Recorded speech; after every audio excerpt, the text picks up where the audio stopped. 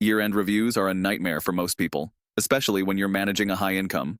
But what if I told you there's a way to make this process not only simple, but actually streamlined? In fact, the strategy I'm about to show you saved me hours of stress during my last review, and it's something that anyone can implement, no matter your job or industry. Now, I know what you might be thinking. Year-end reviews are just about looking back at your performance, right? Well, not exactly.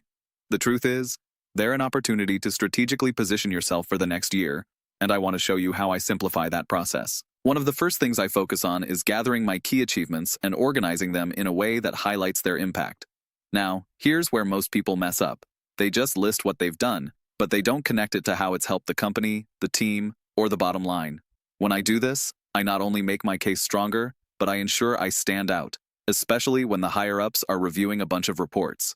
Now, this next part is something that people overlook, but it's critical. It's all about self-reflection, but with a twist. You don't just want to ask yourself, what did I do well?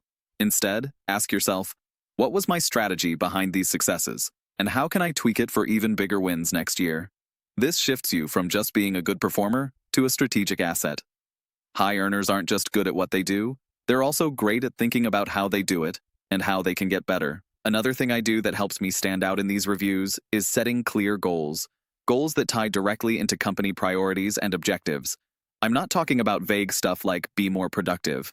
No, it's about saying something like, I'll contribute to increasing revenue by X% by improving our conversion rates in this area.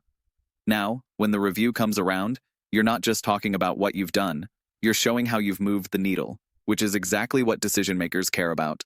I also make sure to keep a record of my feedback throughout the year. Every time I get a compliment from a colleague or a manager, I make a note of it. Not in a braggy way, but just as a reminder of where I've excelled and to reinforce the value I bring.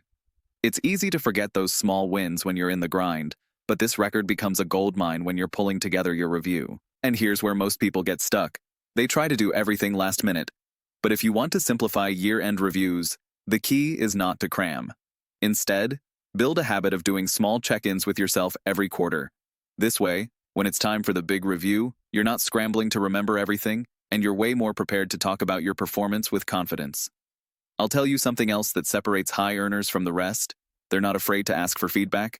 In fact, they actively seek it out. This feedback isn't just about fixing mistakes, it's about looking for opportunities to get even better. The best reviews are two-way conversations, not just one-sided evaluations.